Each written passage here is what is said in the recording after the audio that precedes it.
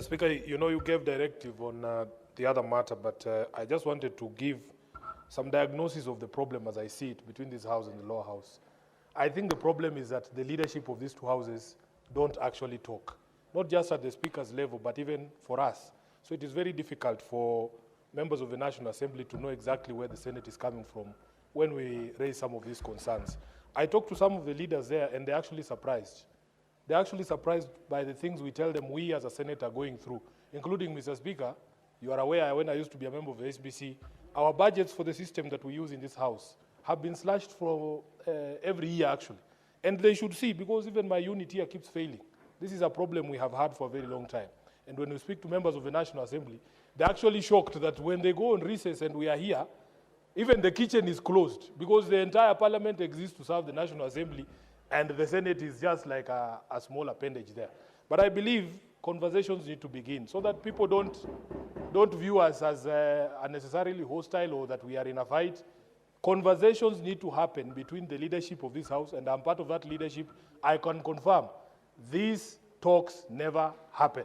So even before that intergenerational conclave begins, we need one here in Parliament. Speaker, allow me to very briefly comment on the statement by Senator Wakili Hilary Sigei on the voiding of payments. On this particular issue, Honorable Speaker, I am a very proud member of the County Public Accounts Committee. A very proud member of the Public Accounts Committee. I am aware that Senator Onyonka has been on this business from day one, because he was saying in his county they were quite notorious. And even here in Nairobi, you have suppliers crying that their payments will go all the way to what they call iBank, IB. And then somehow they just disappear, and when the money is released by the control of budget, somebody else is paid. Speaker, I am aware that the Governor of Central Bank, Kamau Thuge, actually appeared before the devolution committee of this House, and he told us that the CBK is going to tweak some technology there. And maybe we can send Ososi, who is our expert on ICT, to confirm that this has actually been done. He spoke of things that, of course, I would not recognize, but I'm sure Ososi knows. There's a system called Temenos T24 and something they call GDI, Granular Data Integration. And he has assured this House through the Committee of Devolution that there will no longer be possibility of county officials voiding transactions. Once the control of budget has released money to pay supplier X, it is no longer going to be possible for you to make those changes. And I think this House and Senator Onyonka, you can be very proud, because you have pushed this agenda from the beginning of this House. And I am happy that someone at the CBK has finally listened, and we are hoping that there will be a change. I thank you, Honorable Speaker. Thank you. Now, Honorable Members, the 15 minutes for comments on statement is over. We will, for purposes of convenience of the House, we have got in the next order a number of bills for the Committee of the Whole, but we don't seem to have the numbers. I will therefore counties. This is a similar situation in Taita Taveta, Mr. Speaker. In fact, the state and the quality of devolution in this country, Mr. Speaker, as we go for devolution conference, what will kill devolution is the poor, deplorable health sector in our counties, Mr. Speaker, including Migori. Nandi is a going concern, Mr. Speaker. Where you go, I heard KEMSA are being owed almost 3 billion by counties. But when you go to our shelves in Kapsabet County Referral Hospital, Mr. Speaker, when you go to Kuala, Mr. Speaker, when you go to Mombasa, there are no drugs on the shelves, Mr. Speaker. So I want to appeal that the report by the Health Committee, even as we visit Busia for Bunge Mashinani or Senate Mashinani, Mr. Speaker, we must ensure we visit those places so that we can assess, Mr. Speaker. Of course, not talking about Kakamega, which is not going concern, Mr. Speaker. So we must, as a House, the success of devolution, Mr. Speaker, let me summarize by saying this. The success of devolution is how we'll handle health matters in this country, Mr. Speaker. Finally, on the issue of statement that has been brought by Senator Murango, Mr. Speaker, on the issue of rice, Mr. Speaker, I'm still wondering why do we import rice, yet there is excess rice in Mwea. Mr. Speaker, it doesn't make sense. It doesn't make sense, Mr. Speaker. I think the food that we have in this country is sufficient, Mr. Speaker. The Mwea people are paying 7,000, Mr. Speaker, for maintenance of canals. They have a problem of snails, Mr. Speaker. They are paying almost 2.1 billion to e-citizen, Mr. Speaker, but they don't see value for that money, Mr. Speaker. I want to appeal. I saw the Chair of Agriculture, Senator Wakoli, to call the Minister of Agriculture to tell the country what is the urgent need of importing rice to Kenya. Yet there is rice in Nyatike. Yes, there is rice in Ahero. Yet there is rice in Budalange. Yes, there is rice, Mr. Speaker, in Mwea. What are we telling our farmers? You know the reason I'm worried, Mr. Speaker, if we don't arrest this one, now our maize is almost getting ready, Mr. Speaker. And if sugar, we are sugar sufficient. I want to assure Senator Onyonga, Mr. Speaker. So what I'm saying in short, Mr. Speaker, the issue of, and in conclusion, Mr. Speaker, on the issue of voiding payments with your indulgence in Samburu. Mr. Speaker, I remember Senator Onyonga when he was a member of Public Accounts in conclusion. He used to complain about this issue of voiding, Mr. Speaker. Can you believe Nandi County, they did a voiding of almost $500 million Kenya shillings. Mr. Speaker, what happens in voiding for many Kenyans who don't understand why we are bitter? You make a requisition to control our budget, but you pay different people. And that is what's happening in Samburu, Mr. Speaker. The governor is paying friendly companies as opposed to the people who are genuine, Mr. Speaker. All counties, including Bomet, Mr. Speaker. Even I was told in Nairobi, I'm shocked, and the senator of Nairobi should listen to this. All people, Mr. Speaker, who have pending bills in Nairobi, they must pay 30% to some entities within county executive to be paid them.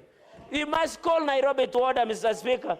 All the counties, I'm told Nairobi is the highest at 30%, Kirinyaga is 20%, Kisii is 15% or 30%, so that you are paid, Mr. Speaker. We are killing our businesses in our counties, even in Bomet, Mr. Speaker.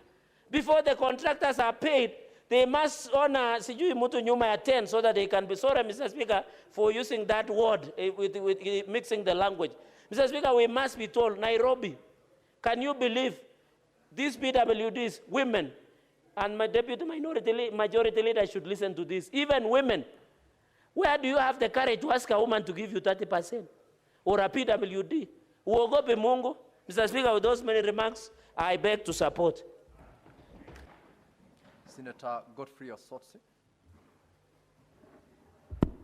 Thank you, Mr. Speaker. Mr. Speaker, I wish to comment on the statement by Senator Onyonka on the issue of irregularities in TSC payroll system.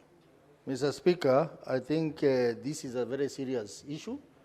Our teachers continue to suffer as a result of TSC's inefficiency, especially in the management of the electronic payroll system.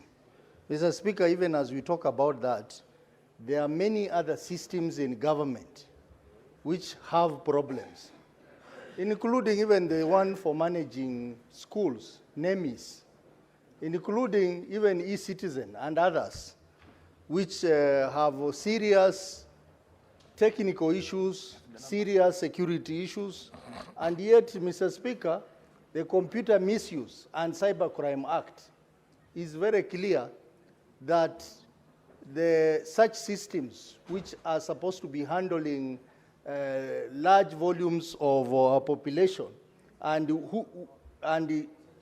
they are usually classified in law as critical information system or information data.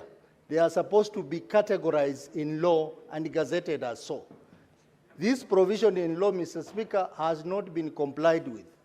I don't know what the Ministry of ICT and the Ministry of Interior is doing about this, Mr. Speaker. Because even as we advance in technology, even as we upload and board many systems to manage our operation, we need to ensure that such systems are categorized and gazetted as such, because they have huge impact on our population, on our economy if they go down. And one of them is the TSC payroll system and many other systems that we continue to develop as a country. I hope the Minister for the CS for ICT is listening to me. Mr. Speaker, I keep on talking ICT matters in this House because I'm an expert in this area. But I am saddened that the people who run ICT matters in this country are clueless people. They do not understand this technology, Mr. Speaker. Starting from CA, the Ministry of ICT, ICT Authority, and everyone else who is involved, including the CS himself, the PS, they do not understand technology, Mr. Speaker. Mr. Speaker, even as we talk about digital economy, if we have the wrong people in these offices, we will not achieve the vision that we have in promoting digital economy and hence the economy of this country. This morning, I was listening to the news about e-citizen. How on earth could you allow a private institution to have a deal in managing a system that serves the entire country, a system that is actually the backbone of our e-government in this country, Mr. Speaker? Mr. Speaker, I think we are not serious as a country. The other day I saw the Ministry of Education now has changed from NEMIS to KEMIS. It was just a simple name change. There was nothing major, Mr. Speaker. And billions of money has been spent. Even this system, Mr. Speaker, we have talked about this for ages. It is still has a lot of flaws, and nothing seems to be working in terms of application of technology in government. In fact, the last serious attempt to ensure we have proper e-governance platform was during President Kibaki's time. The e-government processes in government have died, Mr. Speaker. So when we sit here and we are told, even in TSE, there is a problem. Ministry of Education, there is a problem. Treasury, there is a problem. Health share management system, there is a problem. We are better off if we do not want to apply technology. We go manual, Mr. Speaker. Instead of wasting money, wasting taxpayers' money to pretend to be doing technology when we are doing nothing, Mr. Speaker. Mr. Speaker, I support. Senator Mungatana. Thank you, Mr. Speaker. Mr. Speaker, I want to make a brief intervention on the statement on the charges of irrigation waters brought to